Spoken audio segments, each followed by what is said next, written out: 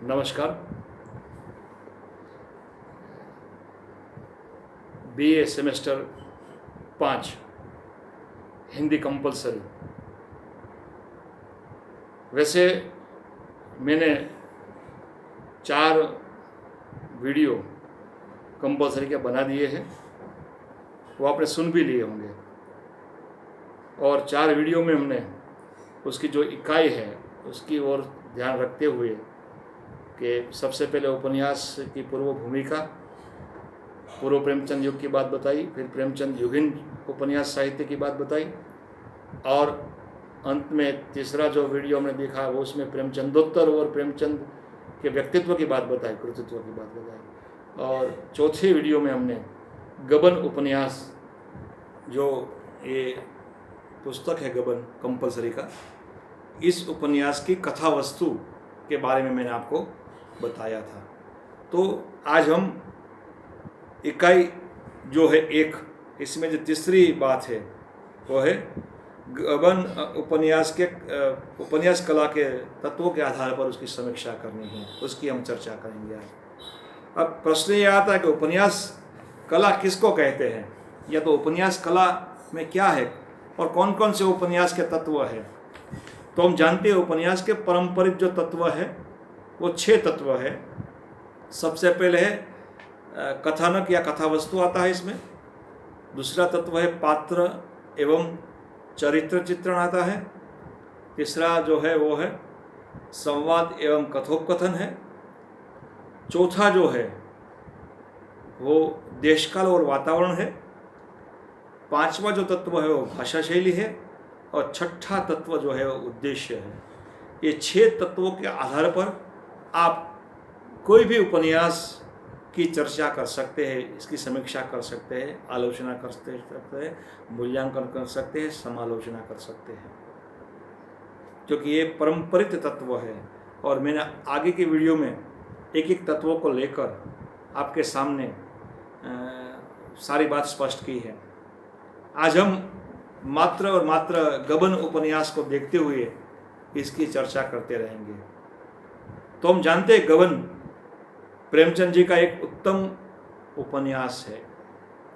ये सामाजिक उपन्यास है जिसमें आदर्श के साथ साथ यथार्थ का श्रेष्ठ चित्रण मिलता है। उनका यह उपन्यास अन्य उपन्यासों की अपेक्षा अधिक तर्कसंगत तथा सुगठित है। ये प्रस्तावना पूर्व भूमिका हमने देखी कि प्रेमचंद का परिचय इसमें आ जाए, प्रेमचंद की शैली यानी आदर्श के साथ साथ यथार्थ बोध को प्रस्तुत किया, वो शैली आ जाए।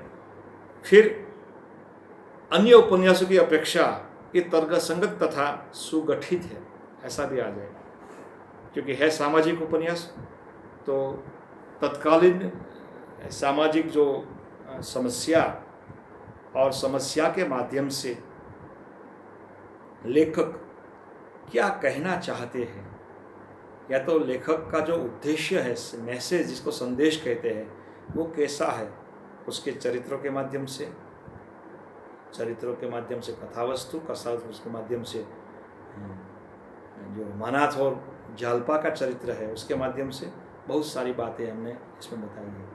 तो हम जानते लिखना है। अब हम उपन्यास कला की दृष्टि से या उपन्यास कला के तत्वों के आधार पर गबन उपन्यास की चर्चा करेंगे या गबन उपन्यास की समीक्षा करेंगे, गबन उपन्यास का मूल्यांकन करेंगे, आलोचना करेंगे, कोई भी लिखे आप। लेकिन पारंपरिक जो तत्व है उस तत्वों को हमें बताना है इसमें, ठीक है। कौन कौन से पारंपरिक तत्व, तो हम 6 तत्व हमारे सामने हैं, वो 6 तत्वों को लेकर हमें काम करना है। तो सबसे पहला इसमें है कथानक या कथा वस्तु, पहला ही तत्व है। तो जैसे हमने इससे पहले चौथे जो व्याख्यान में, ये हमारा 5वां व्याख्यान है हिंदी सेमेस्टर 5 कंपलसरी का, लेकिन चौथे व्याख्यान में डिटेल में मैंने कथा वस्तु कही। इसमें डिटेल नहीं होगा, लेकिन ऊपर से सारी बात इसमें आनी चाहिए कथा वस्तु में। तो हम कहते हैं कि इस उपन्यास की जो कथा वस्तु है वो मध्यम वर्गीय जीवन की कथा है। किस जीवन की कथा है? तो मध्यम वर्गीय जीवन की कथा है। कथा का नायक रमानाथ एक साधारण मध्यम वर्ग का युवक है। वो अपनी पत्नी जालपा को गहनों से लादना चाहता है, क्योंकि जालपा को गहने बचपन से प्रिय है, परंतु जालपा की इच्छा को पूरी करने में आर्थिक संकट आ जाता है और घर छोड़कर कलकत्ते चला जाता है। मैंने कथा वस्तु में सारी डिटेल बात आपसे बताई थी कि किस प्रकार आर्थिक संकट आ गया रमानाथ पर और कैसे उसको प्रयाग छोड़कर कलकत्ता भागना पड़ा।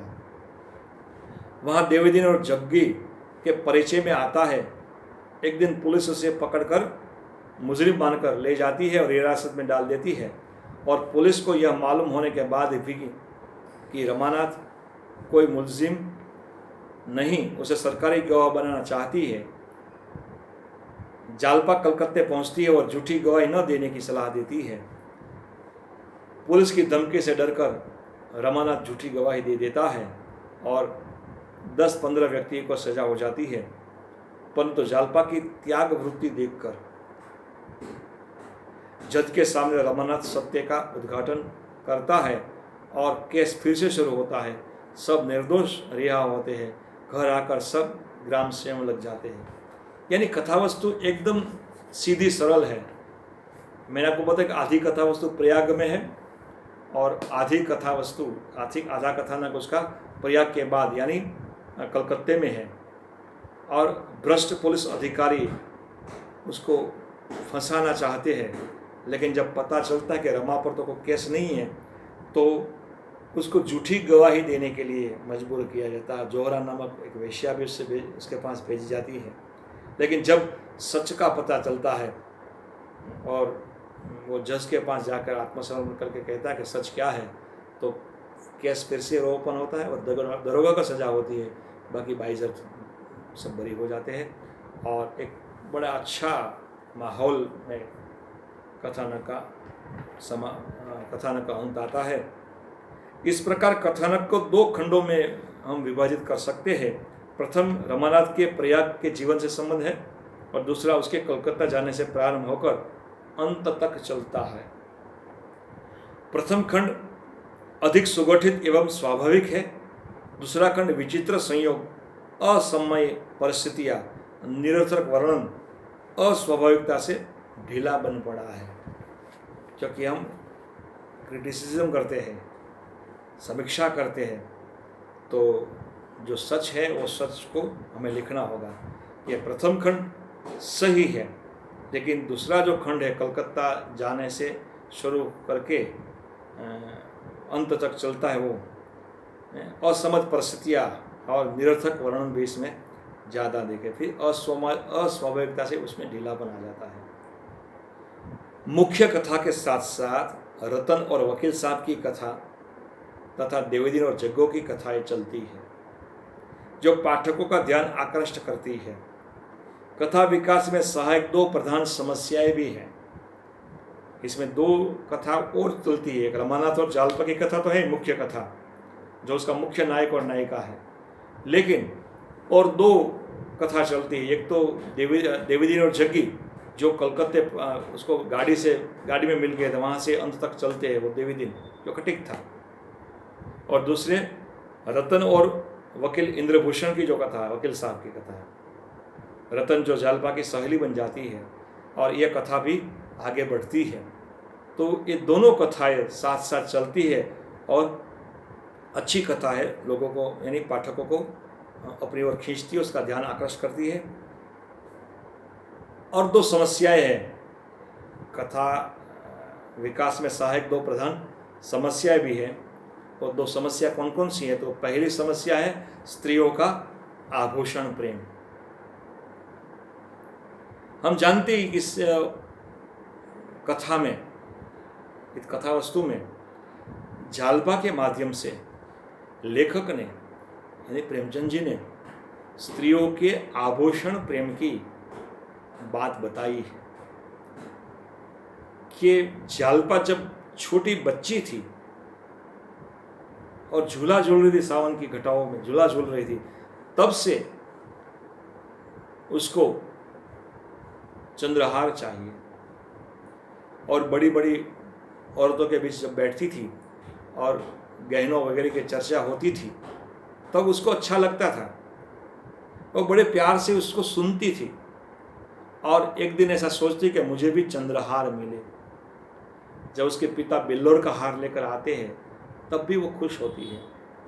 तो बचपन से ही शाल्पा के जीवन में गहनों के प्रति जो आकृष्टता है ये हमारे सामने आती है।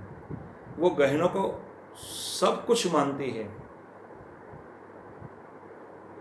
और हम जानते हैं कि स्त्रियों का गहनों के प्रति जो लगाव होता है, जो प्रेम होता है, वो आनंद होता है। जब वो गहने पहनते हैं तो अच्छा लगता है उसको। तो झालपा के चरित्र के माध्यम से इस समस्या को लेखक ने, प्रेमचंद जी ने इस समस्या को उठाई है और यथातक इस समस्या का अंत में समाधान करने की कोशिश भी की है। और दूसरी जो समस्या है वो है मध्यम वर्ग के विलास प्रिय आडंबर प्रेमी नव युवक की सज्जनहीनता और महत्वाकांक्षाओं के द्वंद्व की यह दूसरी समस्या है। हम जानते हैं कि मध्य वर्ग समाज में 3 वर्ग होते हैं, एक उच्च वर्ग, एक मध्य वर्ग और एक निम्न वर्ग। लेकिन आजकल समाज में 5 वर्ग हो गए हैं, एक उच्च मध्य आ गया है, एक निम्न मध्य आ गया है। लेकिन जो मध्य वर्ग है उनकी समस्याएं जो कि त्यों है, क्योंकि वो चाहता है विलास प्रिय आडंबर प्रेमी नव युवक यानी रमानाथ की समस्या। सृजनशीलता है लेकिन साथ साथ महत्वाकांक्षाएं भी है। महत्वाकांक्षा होना कोई गलत बात नहीं है, महत्वाकांक्षा होनी चाहिए, लेकिन महत्वाकांक्षा कैसी हो? जो महत्वाकांक्षा आप पूरी कर पाए, यदि जिस महत्वाकांक्षा को आप पूरी कर सके वैसी महत्वाकांक्षा होनी चाहिए।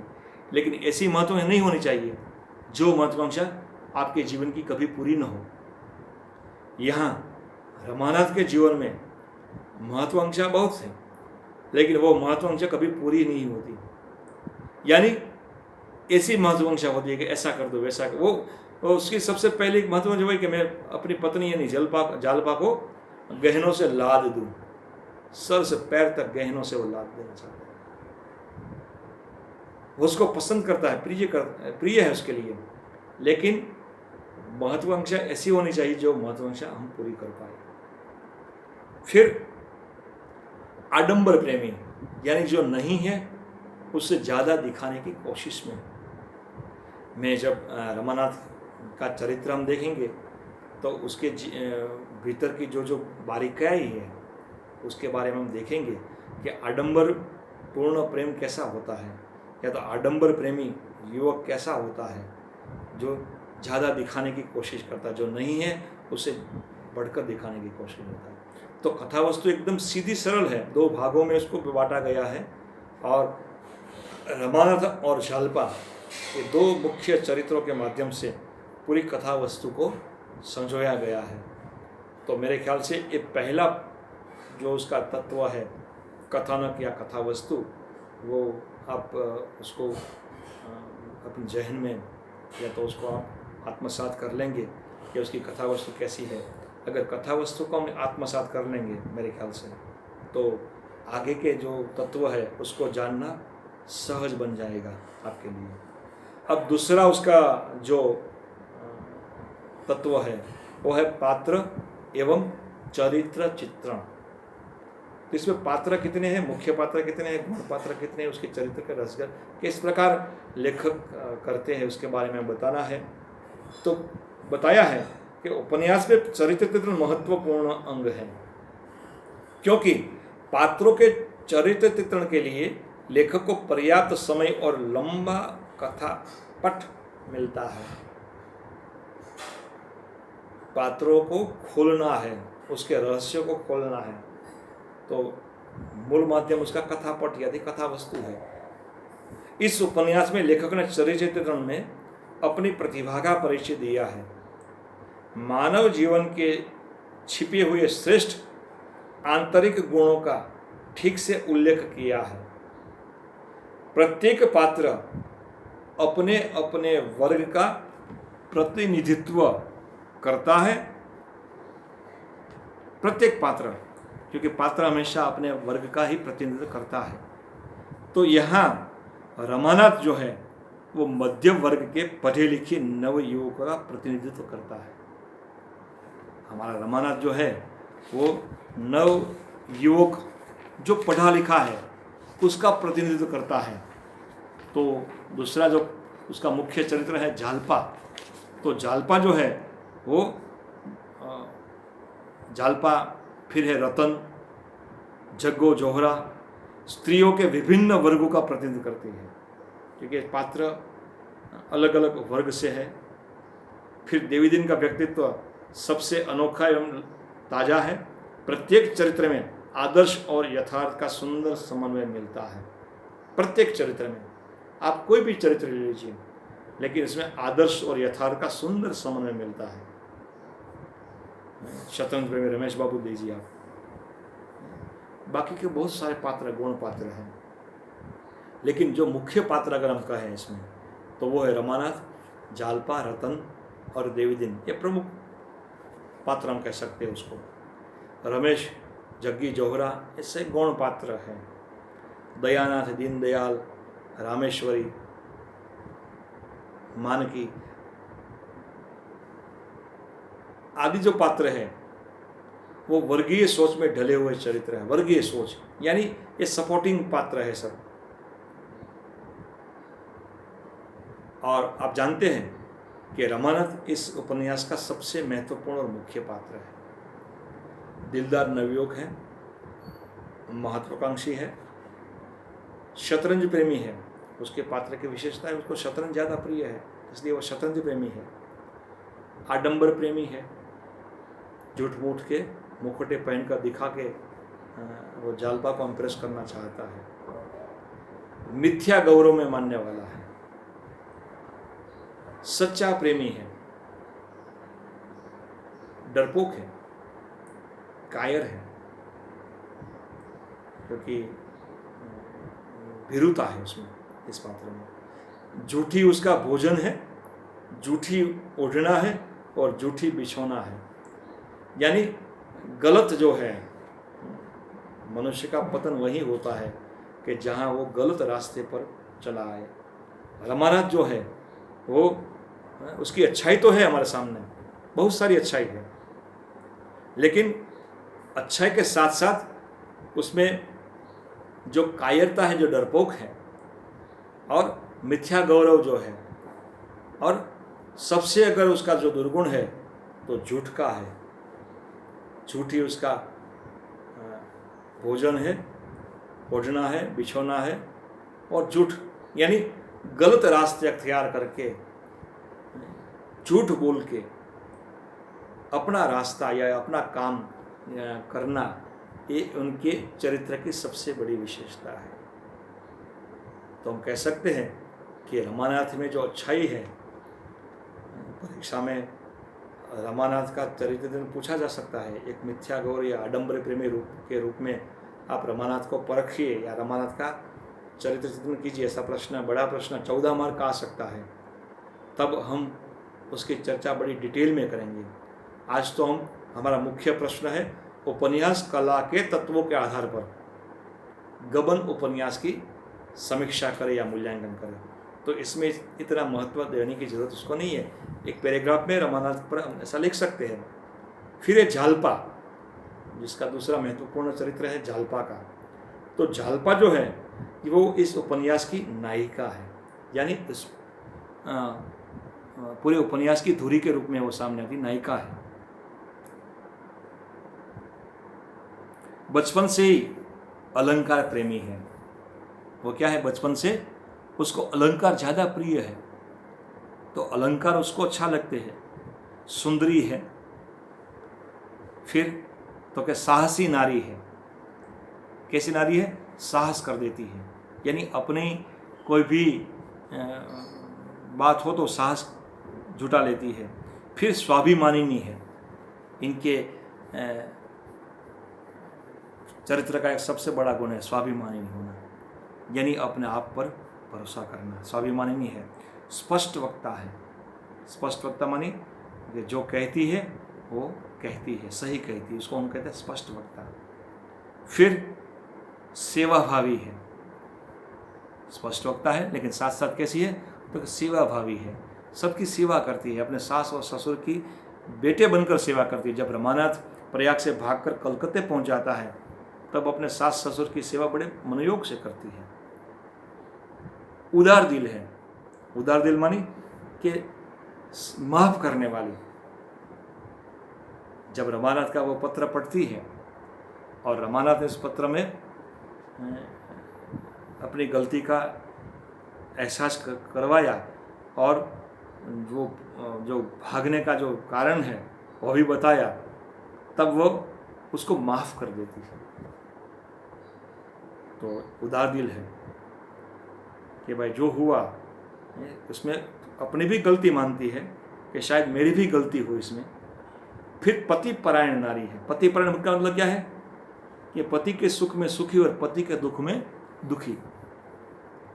पति परायण नारी है। जब रमानाथ कलकत्ता चला जाता है फिर अपने श्रृंगार, साज श्रृंगार का जो साधन सामान है उसको एक बक्से में डालकर वो बक्सा बहा देती है नदी में। क्यों? क्योंकि पति परायण है कि मैं इसको किसको दिखाऊं। श्रृंगार अगर वो करे तो मैं किससे दिखाऊं, यानी पति नहीं है मेरा तो मुझे ये श्रृंगार करने का अधिकार नहीं है। त्याग और बलिदान की मूर्ति है।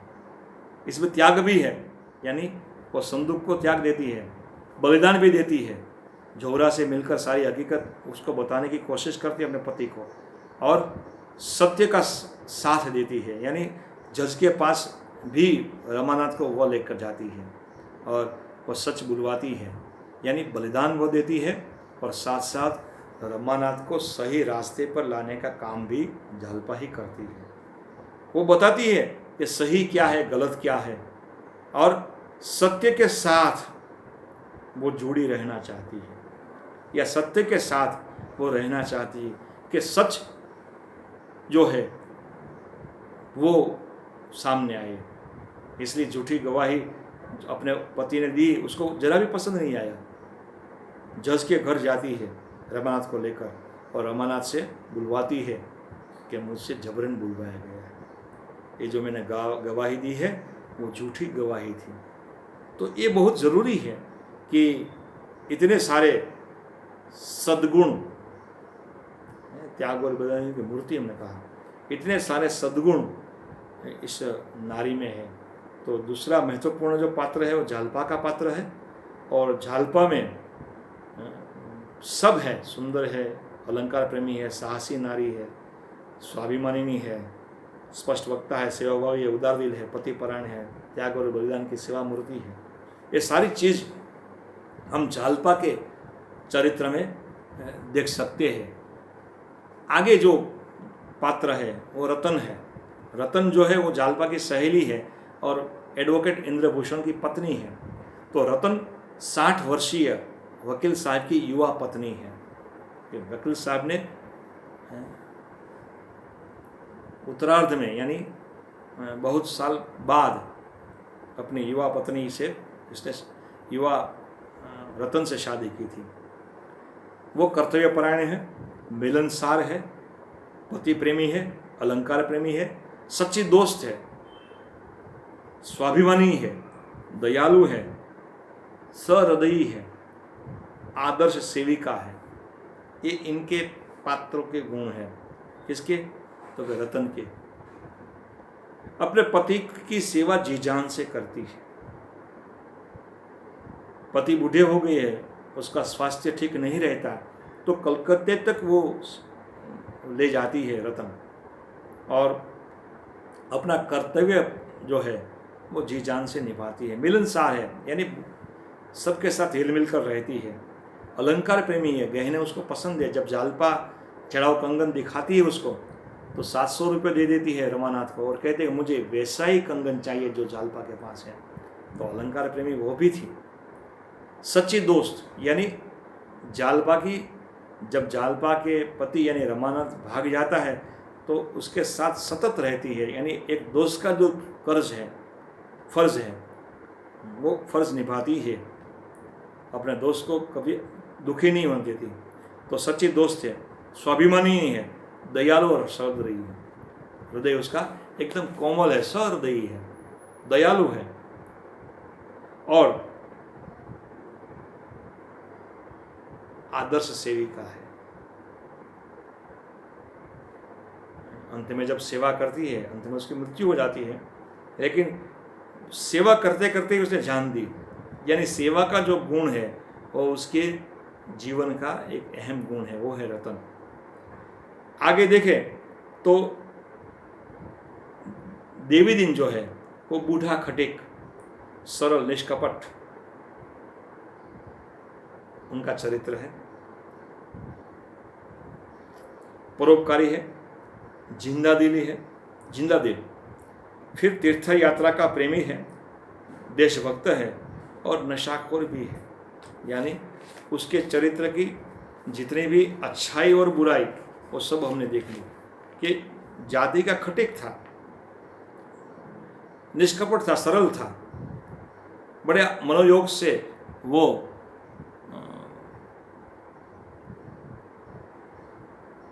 रमानाथ को स्वीकारता है और पुत्र की भांति उसके पास रखता है। और नशाखोर है, थोड़ा नशा करता है, देशभक्त है, फिर भी सच्चा मनुष्य है। मनुष्य कैसा है वो? सच्चा मनुष्य है। तो कि जोहरा वेश्या है परंतु अंत में आदर्श सेविका बनती है।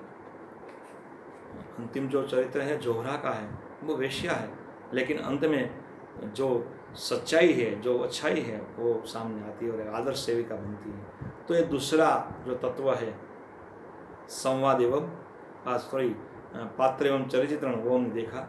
अब जो तीसरा तत्व है संवाद एवं कथोपकथन, वो देखें, क्योंकि ये बहुत ही महत्वपूर्ण है कि उपन्यास में संवादों का होना। प्रेमचंद के कथोपकथन अत्यंत स्वाभाविक होते हैं, क्योंकि उनके चरित्र और कथा विकास में सहायता मिलती है।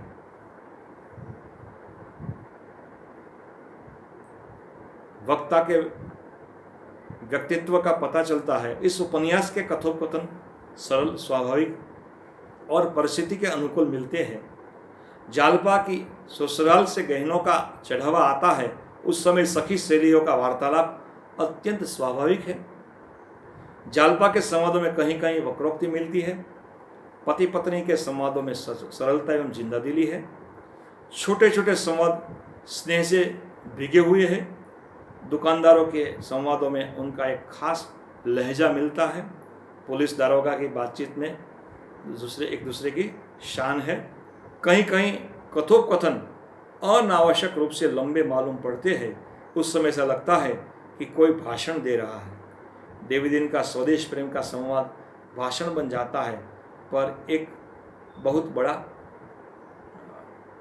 इसको हम थोड़ा बहुत दोष कह सकते हैं कि भाई प्रेमचंद की एक जो शैली है संवाद की, वो देश प्रेमी, क्योंकि हम जानते हैं प्रेमचंद स्वयं गांधी भक्त थे, तो गांधी के समय में उनके संवादों में थोड़ी राष्ट्र भावना या देश प्रेम की बात आती है।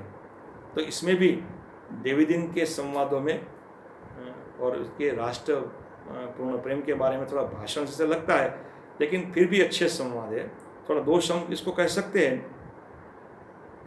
रतन और जालपा के संवाद भी अच्छे हैं। रमानाथ और रतन के बीच के संवाद भी एकदम सरल संवाद है। देवी दिन जग्गी के संवाद और दारोगा पुलिस अफसरों की जो बातचीत है, ये संवाद, इसमें भी इस प्रकार की बात, सहज बात हमें देखने को मिलती है। इस प्रकार हम कह सकते हैं कि हम आज इस पंचम व्याख्यान में, ये पांचवा व्याख्यान हमारा है, इसमें हमने 3 तत्वों की चर्चा की। अभी हमारा प्रश्न था, ये कंपलसरी हिंदी गबन की बात मैं कर रहा हूँ। हमारा प्रश्न था कि उपन्यास कला के तत्वों के आधार पर, उपन्यास कला के तत्वों के आधार पर गबन उपन्यास की समीक्षा करें, गबन उपन्यास की चर्चा करें, गबन उपन्यास का मूल्यांकन करें। कोई भी बात आए, परीक्षा में यह प्रश्न आएगा आएगा आएगा ही, क्योंकि महत्वपूर्ण प्रश्न है, हर बार पूछा जाता है। तो परंपरित 6 तत्वों के आधार पर हमें इसकी समीक्षा करनी होगी। तो मेरे ख्याल से आज हमने पहले प्रस्तावना देखा, फिर हमने पारंपरिक तत्वों के बारे में चर्चा की। इसमें सबसे पहला तत्व देखा हमने कथानक या कथावस्तु। इसमें बहुत ही संक्षिप्त में कथावस्तु बताई, आपके पास पूरी डिटेल में कथावस्तु थी, जो अगले चतुर्थ व्याख्यान में मैंने बताया था। इसमें मैंने ऊपर से कथावस्तु बताई। दूसरा तत्व हमने लिया पात्र एवं संवाद, पात्र एवं चरित्र। इसमें हमने रमानाथ जालपा और 2 और 3 पात्र और रतन देवीदीन वगैरह, उन पात्रों की चर्चा की और पात्रों की विशेषताएं, उनकी अच्छाई और बुराई, उनके बारे में हमने बताया। और तीसरा और अंतिम आज का वो है संवाद एवं कथोपकथन। तो इसमें हमने संवाद कैसे है, संक्षिप्त पेने, सारगर्भित, मुहावरे, लोकोक्तियाँ, ऐसा सारे संवादों की चर्चा की। और देश प्रेम के संवादों की भी देवीदीन के द्वारा हमने चर्चा की। तो आज हम 3 पॉइंट्स की हमने चर्चा की। अगले 6ठे व्याख्यान में हम बाकी की जो 3 पॉइंट्स हैं, देश काल और वातावरण, भाषा शैली और उद्देश्य, इनकी हम चर्चा करेंगे। ठीक है, तो आप सुनते रहे और गबन उपन्यास एक बार पढ़ ले आप, ताकि आपको जो कहानी है, जो कथा वस्तु है, वो ठीक रूप से आपको आपके जहन में आ जाए, आपको मालूम हो जाए। और आपने मुझे बड़े धैर्य से सुना, इसलिए आप सबका बहुत बहुत धन्यवाद। नमस्कार।